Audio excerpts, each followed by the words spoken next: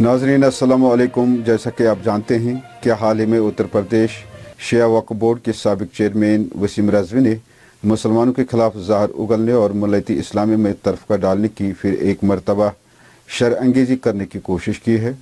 उन्होंने कुरान पाक की 26 मुतबरक आयत के खिलाफ सुप्रीम कोर्ट में अर्जी दाखिल की। इतना ही नहीं बल्कि खुलफाए राशिदीन और शान रसूलुल्लाह सल्लल्लाहु अलैहि वसल्लम में गुस्ताखी भी की है।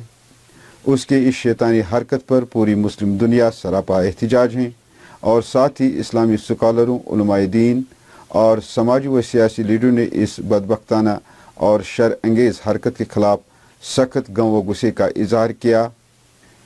मेरे साथ इस वक्त सीनियर सियासी लीडर और जनता दल यूनाइटेड के सेंट्रल एग्जीक्यूटिव मेंबर डॉक्टर नवाब साहब बैठे हैं। आइए जानते हैं कि इस हवाले से उनके क्या तासुरात हैं। डॉक्टर साहब, आपका बहुत बहुत शुक्रिया पी न्यूज़ के इस खुसूसी प्रोग्राम में शामिल होने के लिए। डॉक्टर साहब, हम ये जानना चाहते हैं कि साबिक चेयरमैन वसीम रज़वी ने कुरान करीम के खिलाफ सुप्रीम कोर्ट में ये जो अर्जी दाखिल की है और अपने बयान में शान रसूलुल्लाह सल्लल्लाहु अलैहि वसल्लम के खिलाफ गुस्ताखी की है, आप इसको कैसे देखते हैं? सर, बहुत अफसोस होता है ऐसा सुन के। अगर हमारे जज्बात और एहसासात की बात करें बशीर साहब, तो उसका नाम लेना भी मेरा दिल गवारा नहीं करता है। मैं मैसेज देना चाहूँगा उन लोगों को, बहरहाल मुसलमानों को तो पता है, मैं ये शायद एक मैसेज देना चाहूँगा पूरी दुनिया को। इसका पस नज़र देना बहुत ज़रूरी है।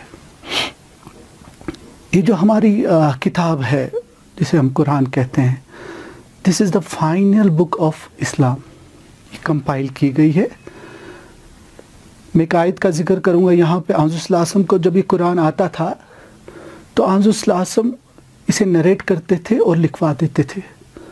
एक बार आज़म को ये खदशा हुआ, पता नहीं मैं सही नरेट कर पा रहा हूँ या फिर वो सही कुतुब हो रहा है या नहीं है, तो एक आयत आई अल्लाह सुब्हान तआला के लिए, God has given a message कि आज़म आप इसकी चिंता मत करिए, don't worry about it whether you are saying it properly और नॉट, वेदर ये सही कुतुब हो रहा है कि नहीं हो रहा कुतुब, इसके बारे में आप चिंता मत करिए। इसे आपके जहन में, आपके दिल में उतारा हमारा काम, इसे ता क़यामत तक इसी तरह रखना हमारा काम। So that means it's a book of God. आप जब आयतें उठाते हैं, इससे पहले भी इवन हमारी इंडिया के इंडिपेंडेंस से पहले भी ये बातें चली हैं इस्लाम के खिलाफ। ये वो एक फ़र्द नहीं है, it is not about that particular person, it is a strategy behind him. बहुत बड़ी स्ट्रेटजी है उसके पीछे। अब वो स्ट्रेटजियों से पर्दा उठाना बहुत इंपॉर्टेंट चीज़ है। मैं यहाँ बोलना चाहता हूँ, आप आयत का एक हिस्सा उठाते हो और आयत का एक हिस्सा उठा के क्या बोलते हो कि ये गलत है। उस आयत से पहले क्या है वो समझना ज़रूरी है, उस आयत के बाद क्या है वो ज़रूरी है। बशीर साहब, मैं एक आयत का एक छोटा सा हिस्सा उठा के आपको बताना चाहूँगा। हमारे कुरान में एक आयत है, उसमें ये बहुत अच्छी तरह से लिखा, वाज़िह तरीके लिखा है, जहाँ पे आप काफिर देखो वहाँ उनको कत्ल करो।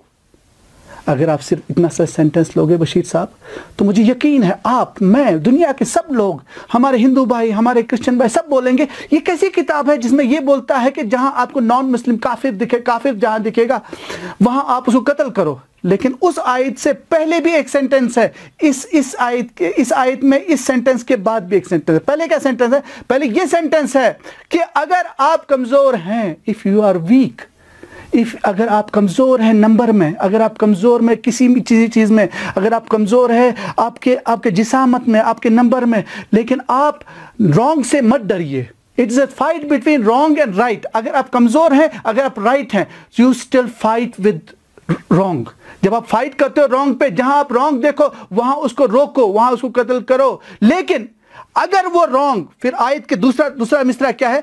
अगर वो रॉन्ग, अगर वो राइट हो जाता है, यानी वो सही रास्ते पे आता है, यानी वो किसी को तकलीफ नहीं पहुंचाता, तो उसको न सिर्फ छोड़ो, उसको महफूज घर तक लेकर जाओ। So that means it is what is Quran is a guidance of living. हमारे, आप महाभारत उठा के देखिए, آپ کورو اور پانڈو کی بات کریں, اگر ہم کورو اور پانڈو کی بات کرتے ہیں, کورو اور پانڈو آپس میں لڑتے تھے, تو آج ہم بولیں گے کیا کہ وہ غلط تھا, وہ غلط تھا؟ نہیں, مہابھارت جو یہاں پہ ہمیں دکھایا گیا ہے, that is art of living. جہاں پہ آپ غلط دیکھو وہاں پہ آپ اپنی زبان چلاؤ, جہاں پہ آپ غلط دیکھو وہاں پہ اپنی ہاتھ سے روکو. ناصر صاحب, سوال یہ ہے کہ قرآن صرف ہندوستانی مسلمانوں کو ہی مقدس کتاب نہیں ہے, بلکہ یہ پوری دنیا کے مسلمانوں کی مقدس کتاب ہے. تو اس میں بھارت کے سپریم کورٹ کا کیا رول ہے؟ سر, اگر آپ اسلامی ہسٹری دیکھو گے تو یہ سلسلے حضرت صلی اللہ علیہ وسلم کے وقت سے ہی شروع ہو گئے تھے. اگر آپ ریسنٹ پاس میں جاؤ گے تو فرانس میں ایسی کوشش کی گئی تھی کہ اس پہ کیا جائے.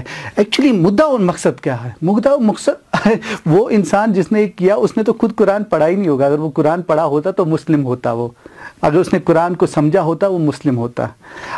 یہ مقصد ادھر یہ نہیں ہے کہ اس قرآن کو تو دنیا کی کوئی طاقت نہیں ہلا سکتی. کوئی اس میں پیج میں بولتا ہوں زبر اور زیر میں جب یہ فیصلہ ہوا, زبر اور زیر جو ہوتی ہے نا قرآن میں, اس میں گرامیٹیکلی ساؤنڈ ڈفرینٹ نکل جاتی, گرامیٹیکلی میننگ ڈفرینٹ. اگر زبر زیر آپ کے کتب سے باقی کتبوں سے میچ نہیں کرتا, وہ کتب غلط ہے, قرآن صحیح ہے. میں یہاں آپ کا توجہ دلانا چاہتا ہوں, یہ جو انسان ہے اس کے پیچھے ایک سازش ہے. یہ کون ہے؟ یہ ایک سوچی سمجھی سازش ہے دو کمیونٹیوں کو الگ کرنے کے لیے. کس دو کمیونٹی؟ شیعہ اور سنیوں کو الگ کرنے کے لیے. لیکن یہ شیعہ اور سنی الگ ہونے والے نہیں ہے, کیونکہ شیعہ کے بہت سارے لیڈرز ایسے ہیں جو سمجھدار ہیں, جو قرآن کو ماننے والے ہیں.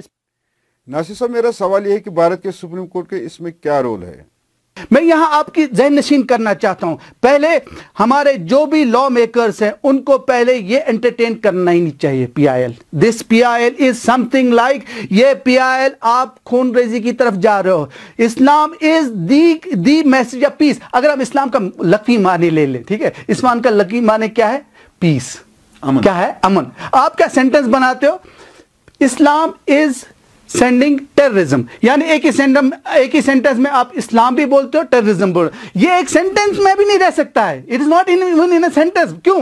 کیونکہ اگر آپ سینٹنس دے تو سینٹنس خود کنٹراڈکٹ کرتا ہے. پیس اور terrorism can not be in one thing. But there is a, اگر آپ انٹائر چیز کو پڑھو گے تو یہ پس منظر اس چیز کا ہے, اس وقت کا ہے, اس طریقے کا ہے. آج بھی اگر آپ کے خلاف کوئی, آپ کے پوری دنیا غلط بولتی ہے یا 10 لوگ غلط بولتے ہیں, اکیلے ایک انسان ہو, آپ کو ایک انسان کو انصاف کے لیے اٹھنا ہے. اس وقت آپ کو ڈرنا نہیں ہے. تو ہمارا مدعا کیا؟ ہمارے مدعے یہاں 4 ہونے چاہیے. ایک, کہ ہم کلیئرلی بولنے چاہیے کہ یہ جو, جیسے آپ نے بہت رائٹلی بولا کہ اسلام صرف انڈیا میں نہیں ہے, it is a second largest religion in the world. دنیا کا سیکنڈ لارجسٹ ریلیجن آج بھی ہے. سو ایک کورٹ کے کسی کو کچھ بولنے سے قرآن میں دنیا میں فرق نہیں. پہلے تو کورٹ بولے گا نہیں. کیوں نہیں بولے گا؟ We have lot of respect for اور سپریم کورٹ. اس نے بولا کیا ہے؟ اس نے جب سپریم کورٹ میں عرضی دی ہے, اس نے بولا ہے خلافہ راشدین ہمارے 3 جو ہیں, وہ تینوں نے اس کو حضرت صلی اللہ علیہ وسلم کے جانے کے بعد مینیپولیٹ کر کے یہ چیزیں ڈالی ہوئی ہیں. What he wanted to do by that. ناظرین, اسی کے ساتھ آج کا یہ خصوصی پروگرام اختتام کو پہنچا. آپ ہمارے ساتھ جڑے رہے, آپ کا بہت بہت شکریہ. اور ڈاکٹر نواب صاحب نے جس طرح اس نازک ایشو پر تفصیلاً بات کی وہ آپ نے سنی. اسی امید کے ساتھ آپ سے اجازت چاہیں گے. آپ اتحاد و اتفاق قائم رکھیں, جذبات میں کوئی ایسا قدم نہ اٹھائیں گے جس سے خون خرابہ ہو, بلکہ پرامن طور اپنے احساسات, جذبات اور خیالات کا اظہار کریں گے. سرکار سے بھی ہماری گزارش رہے گی کہ وہ فوری طور اس پر کارروائی کرے. سپریم کورٹ کو چاہے کہ وہ اس عرضی کو خارج کر کے وسیم رضوی کے خلاف اس حرکت پر سزا سنائے. ناظرین, آپ کو ہماری یہ کوشش کیسی لگی تو ضرور نیچے کمنٹ باکس میں کامنٹ کریں. خدا حافظ. السلام علیکم.